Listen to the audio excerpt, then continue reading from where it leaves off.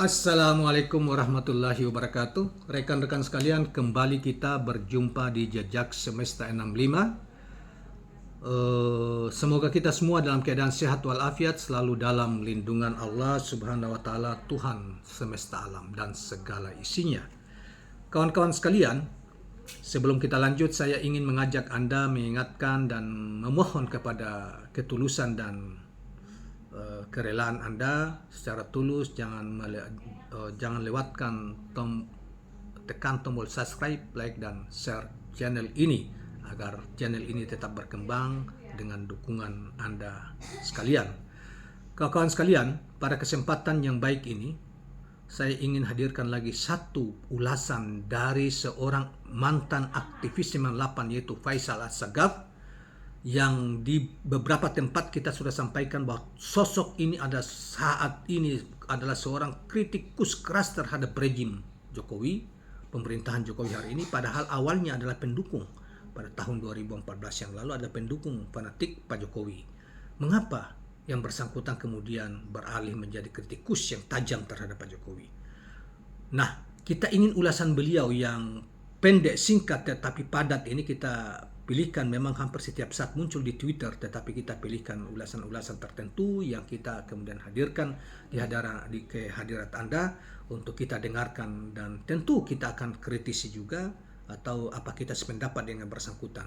Kali ini, saudara sekalian, beliau yang bersangkutan mengangkat tema tentang Pilpres dalam tulisan pendeknya, ulasan pendeknya di Twitter dengan judul Pilpres 2024 Anies versus Jokowi, artinya Anies lawan Jokowi, bukan Ganjar atau Prabowo. Jadi menurutnya dari judul ini mengatakan bahwa ke depan itu Pilpres 2024 yang akan datang sebetulnya Anies itu melawan Jokowi, bukan melawan Ganjar atau Prabowo.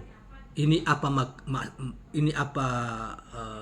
namanya maksudnya dan bagaimana penjelasannya? Kita ikuti penjelasan berikut ini, kawan-kawan sekalian. Setelah gagal selundupkan agenda politik jahat 3 periode, terpaksa Jokowi putar otak tentang 2 capres boneka demi menghadang Anies Rashid Baswedan. Lucunya, Pilpres belum digelar, Jokowi dan Megawati saling berebut pengaruh. Hari-hari semakin seru, elektabilitas Anies makin melaju. Sebaliknya, Jokowi justru terjebak kebodohan dan ketakutan luar biasa. Bodoh lantaran drama politik ala petugas partai semakin terbongkar. Sementara di luar istana, saling rebutan lapak antara loyalis Prabowo dan Ganjar bikin Megawati dan PDIP tertunduk malu dan frustrasi. Ganjar terlanjur diusung, pelan-pelan ditinggalin Jokowi. Sungguh aduhai liku-liku perselingkuhan Prabowo Jokowi. Membuat Mega terbakar cemburu. Kok teganya si petugas partai menjalin cinta terlarang dengan Prabowo? Tentu sangat kurang ajar, katanya. Lebih menyakitkan, Prabowo kian asik berdansa dengan Jokowi di gelapnya gorong-gorong kekuasaan. Namun pesta itu membuat rakyat waspada. Kedua sejoli merancang pemufakatan jahat, pemilu curang, katanya. Wajar rakyat curiga, sebab Jokowi sangat bernafsu menangkan Prabowo melalui sokongan jaringan dan fasilitas kekuasaan, agar kelak Jokowi turun dari singgasana, dia dan keluarganya bebas melenggang. Saudara, deal politik itu sudah beredar luas. Enak saja, hampir 1 dekade berkuasa secara semena-mena, lantas mau cuci tangan.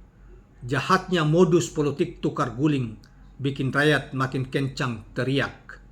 Tangkap dan adili Jokowi, katanya selanjutnya. Ancaman rakyat itu sangat serius. Rakyat tak peduli siapapun kekasih gelap atau boneka yang diusung istana. Yang menjadi fokus adalah melucuti kekuasaan Jokowi dengan segala rupa politik cawe-cawe. Intinya, makin kuatnya solidaritas mendukung Anies, bukan untuk menghadapkan dengan Prabowo atau Ganjar, tapi Pilpres kali ini menjadi arena pertarungan rakyat bersama Anies melawan praktek curang kekuasaan Jokowi. Kalau rakyat sudah bersikap demikian, maka Pilpres bakal menjadi mendidih. Terlebih bila Jokowi makin terlibat jauh mengintervensi kedaulatan politik rakyat, tentu berpotensi menyulut gerakan people power atau gerakan kekuatan rakyat. Saudara sekalian, itulah tulisan ya semacam feature ya, yang bentuknya feature yang mendepankan lebih banyak hal-hal yang bersifat imajinasi, tetapi tentunya berbasis pada fakta yang dia ketahui, sehingga dia menganalisa dengan ya sedikit juga ada nada-nada puisi bercampur dalam tulisan beliau yang singkat tetapi menurut saya cukup padat sebagai seorang kritikus yang menurut saya begitu keras kritiknya terhadap pemerintahan Jokowi hari-hari ini. Nah, demikian kawan-kawan sekalian, tulisan Faisal Assegaf, sang kritikus dan seorang mantan aktivis yang juga seorang intelektual muda menurut saya, karena kalau dia tidak memiliki intelektual tidak mungkin memberikan banyak narasi yang begitu baik ya, sistematik dan tajam ya, berani selain berani. Dan ini tentunya pandangan-pandangan beliau ini tidak hanya dituangkan beberapa waktu terakhir ini melalui Twitter yang hampir tiap hari muncul dengan judul yang berbeda-beda, tetapi tentunya juga banyak hal dia juga sering diundang sebagai narasumber di berbagai tempat dengan pandangan-pandangan yang berbeda, baik itu menyangkut masalah kekuasaan maupun sosial lainnya, sosial politik, sosial budaya dan lain sebagainya. Nah, itulah kawan-kawan sekalian, semoga bermanfaat dan mencerahkan. Jangan lupa subscribe, like, dan share channel ini. Assalamualaikum warahmatullahi wabarakatuh.